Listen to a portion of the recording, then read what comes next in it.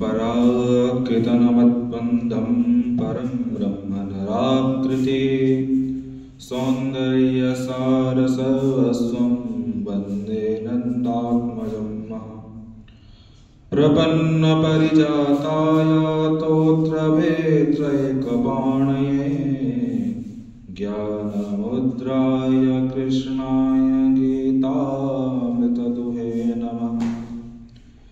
वसुदेवसुतं देवं कंसचाणूरमर्दनं देवकी परमानन्दं कृष्णं वन्दे जगद्गुरुं।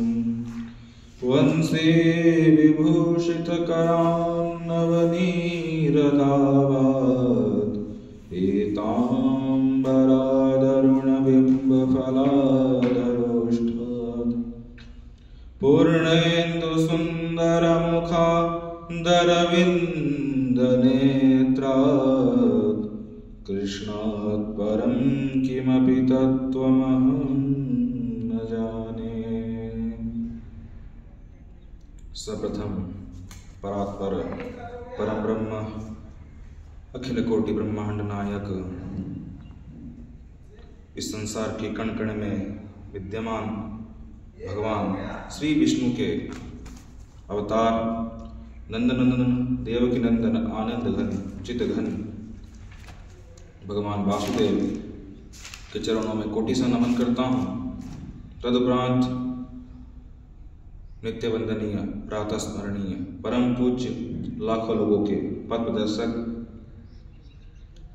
जिनके सानिध्य में रहकर हम सब अध्यापन कार्य कर रहे हैं, हम समाज के लिए तैयार हो रहे हैं, धर्माचार्य की पढ़ाई कर रहे हैं, ऐसे परम पूज्य गुरुदेव के चरणों में कोटि से नमन करता हूँ। तदुपरांत नित्य चल रहा सत्संग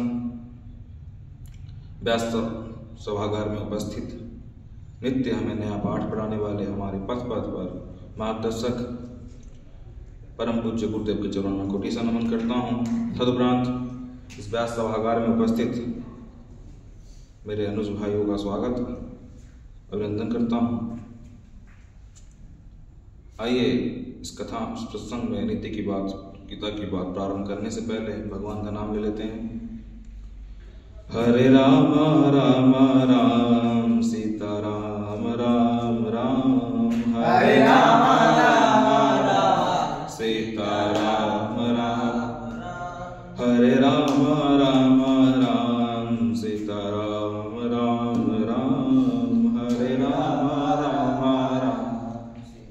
राम राम राम हरे राम राम राम सीता राम राम राम हरे राम राम राम सीता राम राम हरे राम राम राम सीता राम राम राम हरे राम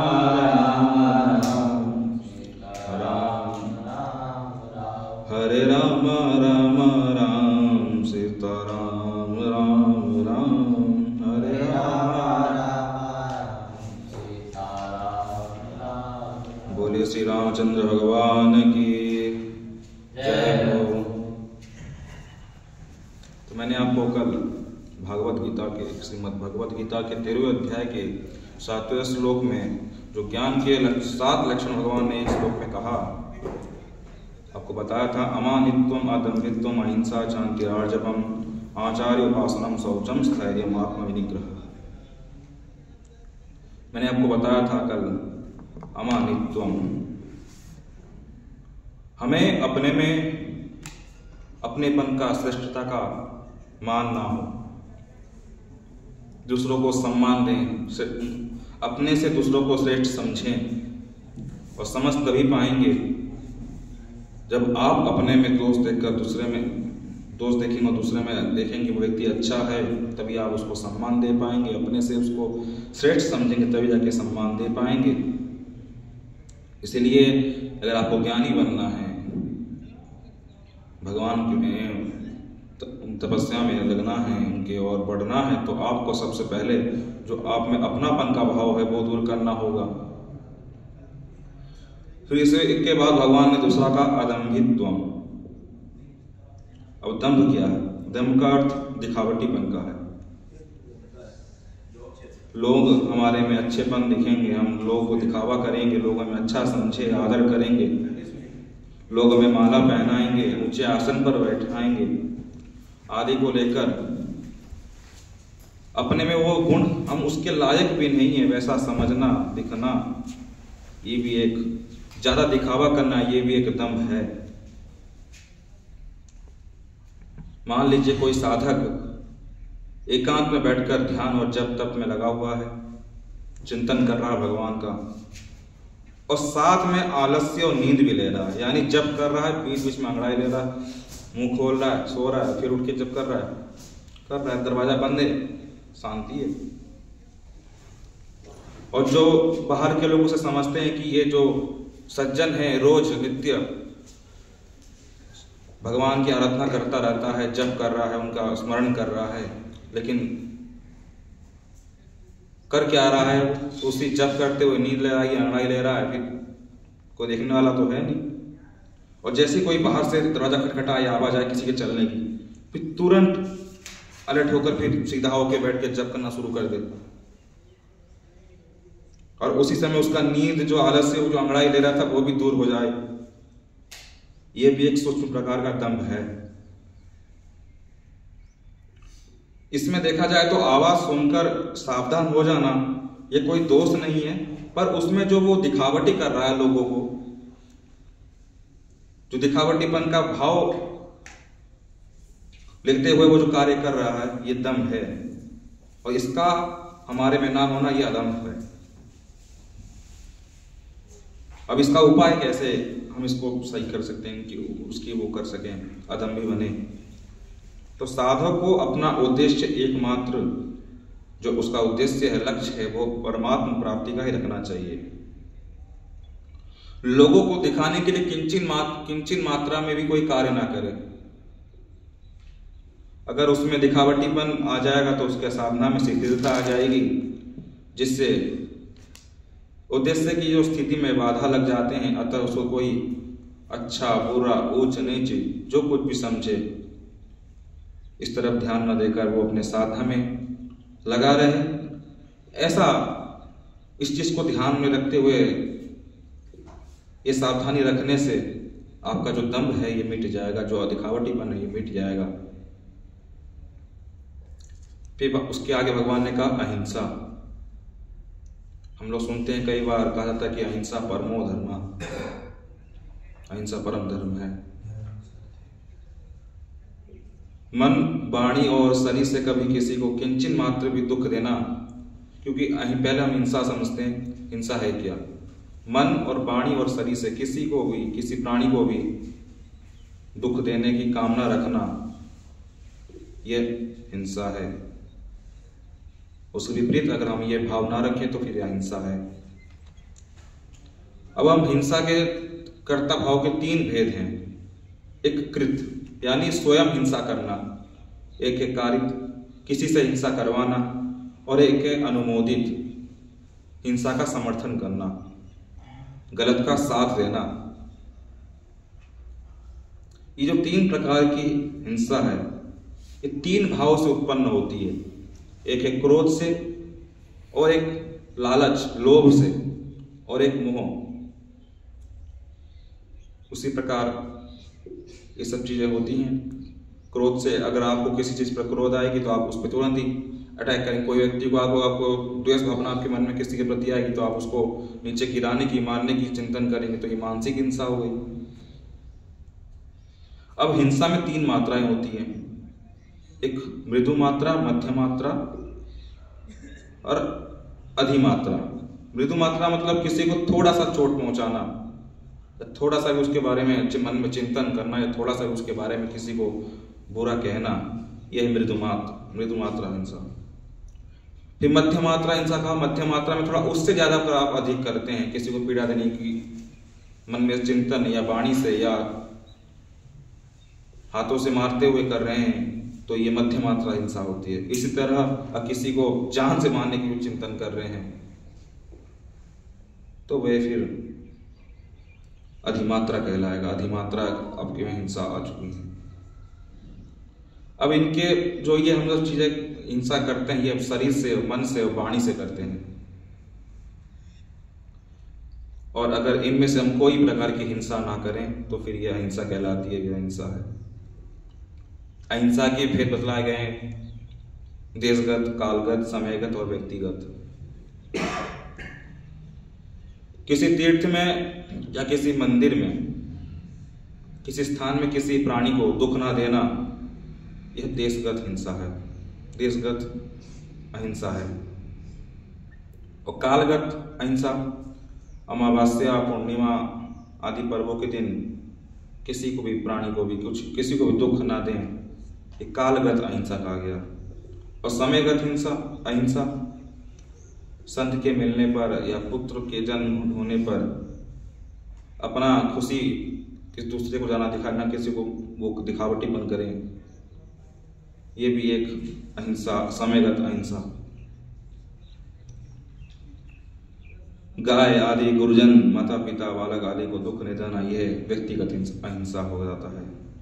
तो किसी भी देश, काल आदि में क्रोध, लोभ, मोह, किसी को शरीर या मन, वाणी से दुख न देने से, ये सावधानी अगर आप बरतेंगे तो ये अहिंसा महाव्रत कहलाता है।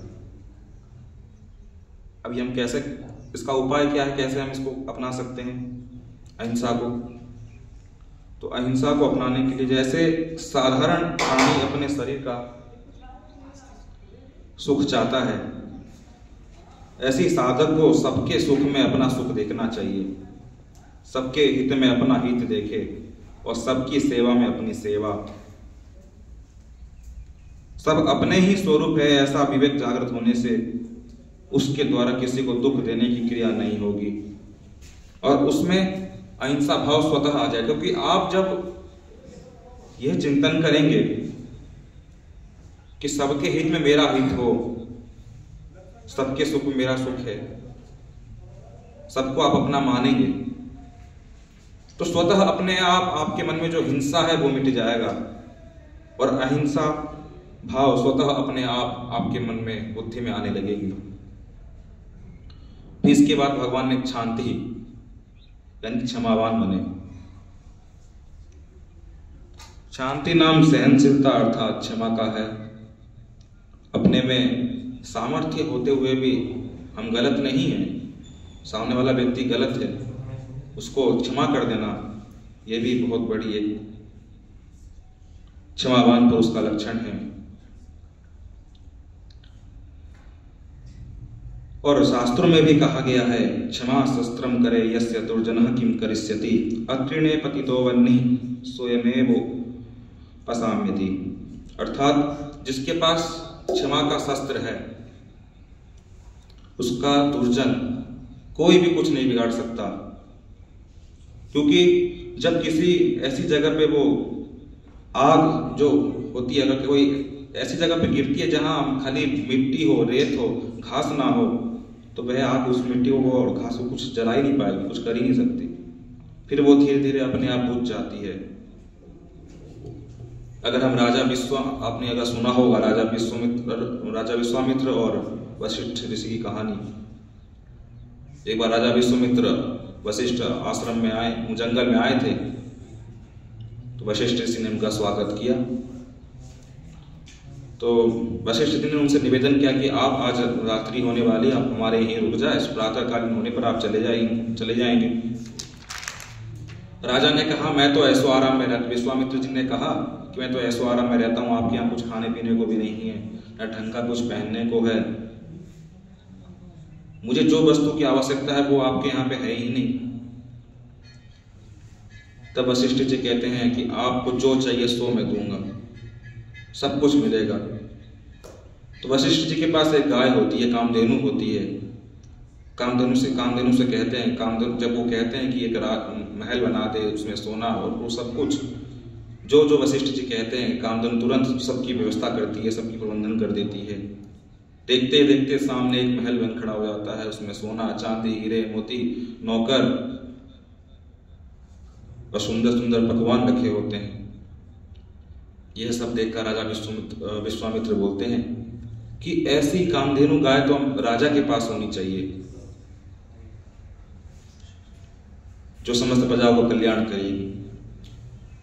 आप एक काम कीजिए, वशिष्ठ जी से राजा विश्वामित्र जी कहते हैं, ये गाय कामधेनु मुझे दे दीजिए, इसके बदले में मैं आपको हीरे मोती जवाहर और हाथी रथ सब आपको दे दूंगा, सोना चांदी सब। यह सब सुनकर वशिष्ठ जी थोड़ा रुकते हैं, फिर बोलते हैं कि नहीं, मुझे ये सब नहीं चाहिए राजन, ये जो कामधेनु है, ये गाय है, मेरे पास ही रहने दे। आप तो राजा हैं, प्रजा के स्वामी हैं, आप परिश्रम से अपने शक्ति के माध्यम से प्रजा का पालन पोषण करें। अब विश्वामित्र को जब इन्होंने मना करते देने से विश्वामित्र जी को गुस्सा आया। विश्वामित्र ने कहा, ये ऐसे नहीं देगा, इससे छीन लो। अपने सैन्य को आदेश दिया, सैन्य आए और गाय को जबरदस्ती, कामधेनु को रस्सी हाथ में पकड़ के जबरदस्ती ले जाने लगे। वशिष्ठ जी तब भी कुछ नहीं बोल रहे थे, वशिष्ठ जी देख रहे थे खाली। तो कामधेनु जा रही थी जब वशिष्ठ जी ने, फिर कामधेनु वशिष्ठ जी से बोलती है, क्या तुम चाहते हो कि मैं इनके यहाँ चले जाऊं या तुम्हारे यहाँ रुकूं? वशिष्ठ जी कहते हैं कि तुम्हें जो अच्छा लगे सो करो, मैं तो क्षमावान हूं, मैं उसको क्षमा कर दूंगा। ये सब देखकर कामधेनु गाय देखती है, क्योंकि जब वशिष्ठ जी कहते हैं कि तुम्हें जहां ठीक लग रहा हो रहना, तुम वहां रहो, तुम जहां चाहती हो जा सकती हो, क्योंकि मैंने क्षमा अपनाया है, मैं इनको क्षमा कर सकता हूं। यह सब देखकर कामधेनु फिर खुद ही लड़ती है, विश्वामित्र उनके सैन्य को खत्म करती है, उनके सब, क्योंकि तुरंत कामधेनु ऐसी को गाय थी जो अपने से ही सारे सैन्य, बड़े बड़े महावीर महारथ सब प्रकट कर, जैसे बड़ाई होती है, फिर युद्ध होता है। तो यह सब देखकर विश्वामित्र पीछे हट के चला जाता है, कामधेनु रहती है। तो कुछ सालों बाद जब विश्वामित्र यह देखता है कि मुझे तो अब तपस्या करना पड़ेगा, तो विश्वामित्र जी जाते हैं तपस्या करने, और कई वर्षों के बाद होता है, जब तपस्या करके लौटते हैं, तब वो कलमशपात राजा को बोलते हैं कि जा और वशिष्ठ जी के जो पुत्र हैं उनको मार दे। तो वो वशिष्ठ जी के 100 पुत्रों को ये लोग मार देते हैं, तब भी वशिष्ठ जी क्रोधित नहीं होते। और आज के जमाने में कोई किसी पिता के पुत्र पे कोई हाथ उठा ले, पिता और पुत्र के घर पे पता है तो पिता छोड़ता नहीं है। लेकिन हम इस कथा से अगर ये देखें कि वशिष्ठ जी कितना क्षमावान पुरुष थे, उनके 100 पुत्रों के हत्या करने के बाद उन्होंने विश्वामित्र जी को कुछ नहीं कहा। इसीलिए आप क्षमावान अवश्य बने। और आप, क्योंकि अगर आप क्षमावान बनेंगे, जो आज के घर में देखें, पत्नी पति की लड़ाई जो चलती रहती है, माँ बेटे की, बेटा बाप की, अगर इसमें आप अगर लड़ाई के बाद तुरंत क्षमा मांग ले, तो वह जो रिश्ता जो टूट जाता है वो टूटने से बच जाए। इसलिए क्षमावान अवश्य बने।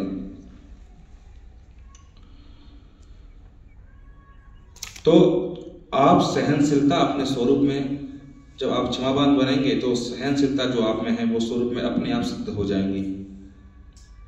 क्योंकि अपने स्वरूप में कभी भी विवृत्ति नहीं आती। अगर कभी किसी ने दुख भी दिया, अपराध किया, तो आप उसको क्षमा कर देंगे। ऐसी कोई वृत्ति अगर आ भी जाए तो उस समय आपके मन में यह विचार आएगा, कोई अगर आपको दुख पहुंचा रहा है, परेशान कर रहा है, स्वतः आपके मन में विचार आएगी कि छोड़ो, उसको क्षमा कर देते हैं।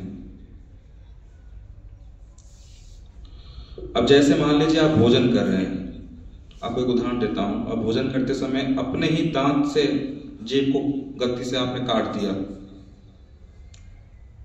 तो आप दांत पर तो क्रोधित नहीं होते ना, गुस्से में आके दांत को तोड़ तो नहीं देते ना, क्योंकि अगर दांत को आप दंड देंगे तो और पीड़ा होगी।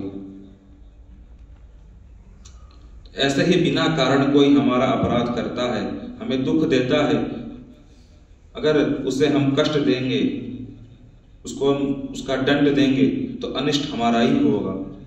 क्योंकि वो भी तो अपना ही स्वरूप है।